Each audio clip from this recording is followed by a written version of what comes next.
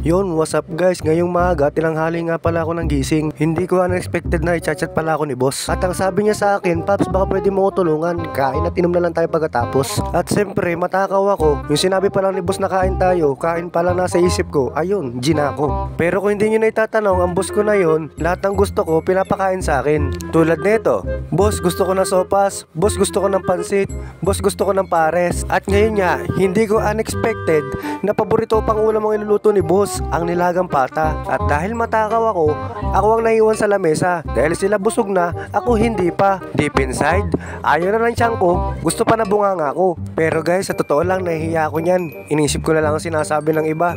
Aanoy mo ang hiya kung gutom ka naman. Tsaka nga pala guys, speaking of hiya, wala nga pala ako nun. Iniwan na ako ng hiya ko kasi nahiya siya kasi walang hiya daw ako. Tsaka ito yung pagkakataon ko paborito ko yung ulam ko kaya uubusin ko to. Ngunit subalit sapagkat datapwat, madami pa pala ang sisibaking ko.